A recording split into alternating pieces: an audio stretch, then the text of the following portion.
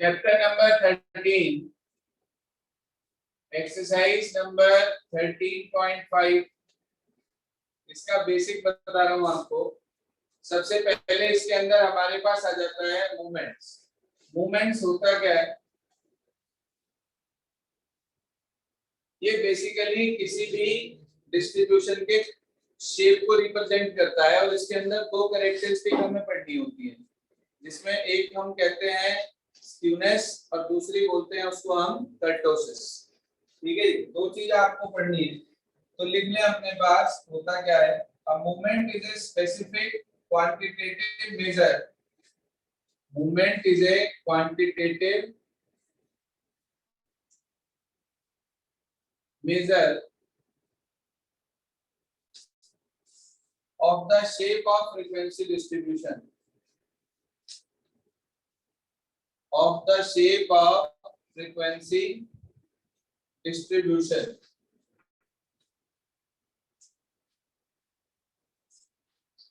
It describes, number one, skewness, number two, kurtosis. दो चीज है भाई, स्क्यूनेस और कर्टोसिस। सबसे पहले मूवमेंट अबाउट मीन, हेडिंग डाल लें, movement about mean.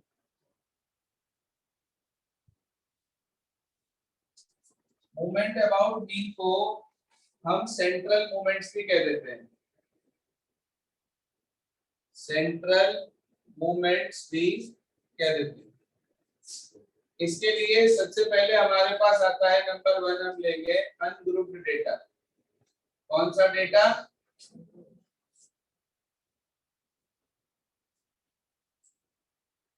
For ungrouped data. Ungrouped data में जो आरएफ मूवमेंट है हमारे पास, मूवमेंट को ध्यान रखना म्यू से रिप्रेजेंट करा जाता है, म्यू।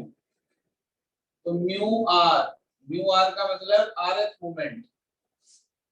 तो म्यू आर का फॉर्मूला होता है summation xi minus x bar की whole power r upon n। आप लोगों ने वेरिएंस में यही फॉर्मूला पढ़ा था, बस यहाँ r की जगह पर 2 था उसके अंदर, याद हो यदि आपको। फॉर्मूला था xi माइनस x बार का होल स्क्वायर अपॉन n। तो वहां बस स्क्वायर था और यहाँ पे आरएफ मूवमेंट है तो इसलिए r लग गया है।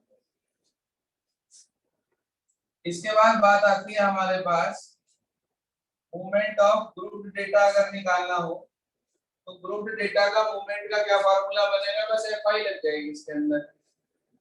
हेडिंग डाल लें for grouped data. Group data के लिए फॉर्मूला आरएफ मूवमेंट का summation fi into xi minus x bar की whole power r upon summation fi। किताब में यहाँ पे n लिखा हुआ है शायद आपकी नीचे, इसे आप fi कर लीजिए। r की वैल्यू वही 012 रहेगी हमारे पास। x बार मीन है डेटा का और n की वैल्यू इसने नीचे लिख रखी है समीशन fi। आप फॉर्मूले में समीशन fi लिखो, ठीक है, क्योंकि ग्रुप डेटा की बात चल रही है हमारे पास। इसके बाद μ0 और μ1 ये कुछ आपके पास स्पेसिफिक है। जीरो मूवमेंट की अगर हम बात करें, r को 0 रखते हैं।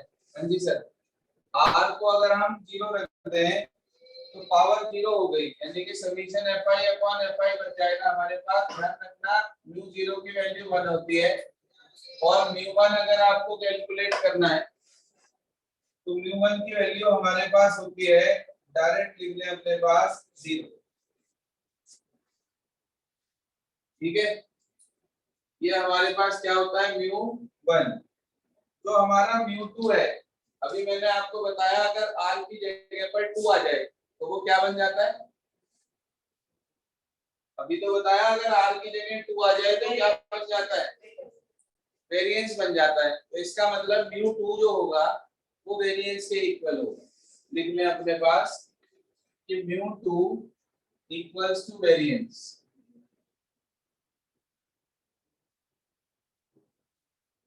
μ0 इक्वल्स टू 1, μ1 इक्वल्स टू 0 और हमारे पास जो μ2 है वो इक्वल हो जाता है किसके? वेरिएंस। सर ध्यान से देखिए आप क्या कह रहा है। एग्जांपल नंबर 1 कह रहा है find the first 4 central movements of the following data. कितने मूवमेंट्स ये? पहले 4। तो पहले 4 का क्या मतलब हुआ? एक तो हमें मीन निकालना पड़ेगा सबसे पहले। तो सबसे पहले आप मीन कैलकुलेट कर लो x बार की वैल्यू। फिर μ0 निकालना है। भाई μ0 की तो फिक्स वैल्यू है 1। ठीक है जी। μ1 की 0। क्या रह गया सिर्फ हमारे पास? μ2 और μ3 को रह गया निकालने को। μ2 वेरिएंस के इक्वल होता है। टेबल आपके पास है ही, पहले xi लिख लेंगे। सर टेबल जब आप सबसे पहले तो आप इसमें एग्जांपल 1 में निकाल लेंगे x बार की वैल्यू। फिर जब आप टेबल बनाओगे ना, पहले कॉलम में तो आप लिखोगे xi, अगले कॉलम में xi माइनस x बार। फिर जो जो से मूवमेंट आपको चाहिए, एक तो मूवमेंट चाहिए कौन सा आपको? μ2 और μ3।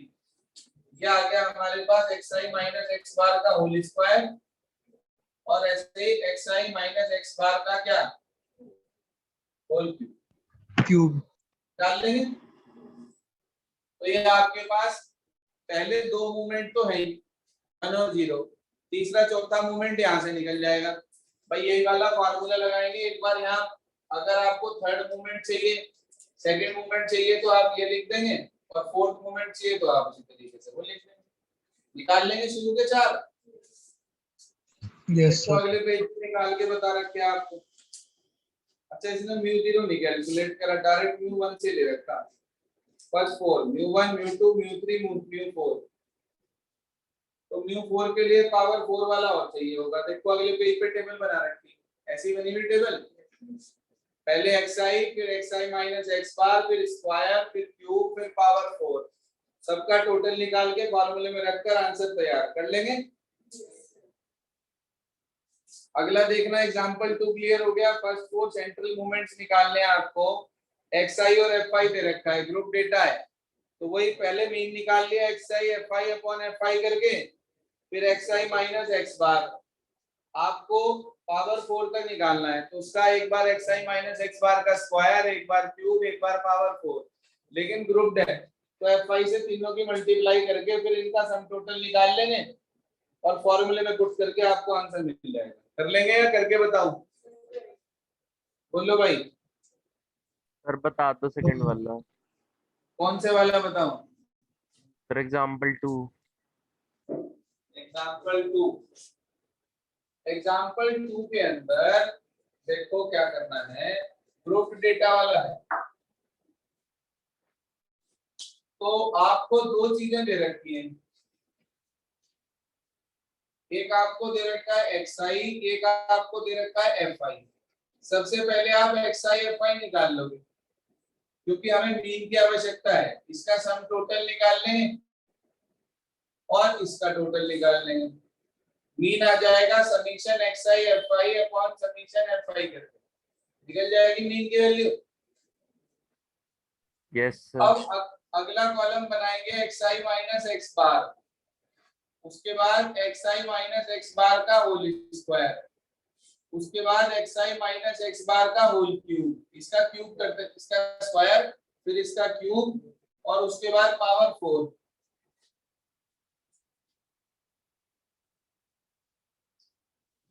हाँ भाई xi माइनस x बार की होल पावर 4। लेकिन ये ग्रुप डेटा है। अगर ये अनग्रुप्ड होता तो बस इसके टोटल निकाल के हमारा पर्पस सॉल्व हो जाता। लेकिन ये अनग्रुप्ड नहीं है, ग्रुप्ड है। तो आप fi से सबकी मल्टीप्लाई करोगे, पहले इसकी, फिर इसकी, फिर इसकी और फिर इसकी। 4 कॉलम और तैयार हो जाएंगे। बोलो भाई बच्चों। एक तो fi xi minus x bar, एक fi xi minus x bar का होल स्क्वायर, फिर fi xi minus x bar का whole cube, fi xi minus x bar की होल पावर 4। ये 4 कॉलम तैयार हो जाएंगे, इनका सम निकाल लोगे और मोमेंट के फॉर्मूले में पुट कर दोगे। एक बार μ1, एक बार μ2, एक बार μ3, एक बार μ4। बोलो कर लेंगे या करके बताओ? कैलकुलेशन तो खुद ही करनी है। देखो स्टैटिस्टिक्स में मैं कैलकुलेशन नहीं करने का, मल्टीप्लाई प्लस माइनस तो आपको खुद करने पड़ेंगे। बोलो भाई क्लियर हो गया क्या अभी? Yes sir. ठीक है प्रतीक? Yes sir. चलो जी, इसके बाद अगला है स्क्यूनेस। देखो स्क्यूनेस क्या है हमारे पास बेसिकली, आप इसके अंदर फिगर में देखो, अगर ये डाटा पूरी तरह से सिमेट्रिक है, सेंट्रल लाइन के जितना लेफ्ट में है उतना राइट में है, तो ये कहलाता है सिमेट्रिक डाटा। और इस केस में मीन मीडियन मॉड की वैल्यू इक्वल होती है। जो मीन मीडियन मॉड है तीनों की वैल्यू इक्वल होती है। लेकिन अगर ये डेटा थोड़ा लेफ्ट की तरफ झुक रहा हो, देखो आप राइट की तरफ और लेफ्ट की तरफ, पॉजिटिवली स्क्यूड और नेगेटिवली स्क्यूड, दो चीज आती है हमारे पास। तो आप ध्यान से देखें, अगर टेल राइट साइड की तरफ ज्यादा लंबी जा रही तो कहलाता है पॉजिटिवली स्क्यूड। भाई आपने एक्स एक्सिस वाई एक्सिस पढ़ी थी, एक्स एक्सिस पे right side positive left side negative होता था। तो अगर टेल राइट साइड ज्यादा लंबी जा रही हो तो वो कहलाता है पॉजिटिवली स्क्यूड, और टेल अगर लेफ्ट साइड ज्यादा लंबी जा रही हो तो वो कहलाता है नेगेटिवली स्क्यूड। ध्यान रखना, अगर पॉजिटिवली स्क्यूड है तो उसके अंदर मीन सबसे बड़ा होगा, उससे छोटा मीडियन, सबसे छोटा मॉड। और अगर नेगेटिवली स्क्यूड है तो उल्टा हो जाएगा, मॉड जो सबसे छोटा था वो सबसे बड़ा हो जाएगा, मीडियन बीच में ही रहेगा और मीन सबसे छोटा हो जाएगा। ऐसे डेटा को बोलते हैं एसिमेट्रिक डाटा। क्या बोलते हैं? एसिमेट्रिक। ठीक है जी। अब इसमें दो तरह के ये आपको स्क्यूनेस पढ़ने होते हैं। तो इसके मेजर ऑफ स्क्यूनेस निकालने के लिए हमारे पास क्वार्टाइल्स काम करते हैं। मैंने आपको ध्यान होगा क्वार्टाइल्स पढ़ाए थे, Q1 Q2 Q3, 3 क्वार्टाइल थे हमारे पास। तो वो क्वार्टाइल्स के हेल्प से हम स्क्यूनेस कैलकुलेट करते हैं। स्क्यूनेस कल बताऊंगा, लेकिन पहले आप मूवमेंट्स का काम करेंगे। नोट करो क्या क्या करना है आज। एग्जाम्पल नंबर 1, एग्जाम्पल नंबर 2, वो तो आपको आज एग्जाम्पल करने हैं। उसके बाद question number 1, question number 2 exercise से।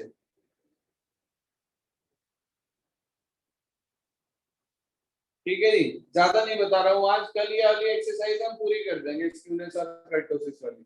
कल का टाइम आपका 2 बजे का नहीं, कल तो लेकिन महापंचायत है ना? उधर से आता है क्या कोई? कल सर मैं नहीं आ पाऊंगा। चलो जैसा भी होगा मैं ग्रुप पे डाल देता हूँ, क्योंकि बाकी बैचेस की तो कल हमने ऑफ करा है महापंचायत की वजह से। या तो ऑनलाइन ही पढ़ाएंगे प्रॉपर, यहाँ किसी को नहीं बुलाएंगे, और अगर बुलाया तो फिर टाइम मैं ग्रुप पे डाल दूंगा जो भी होगा।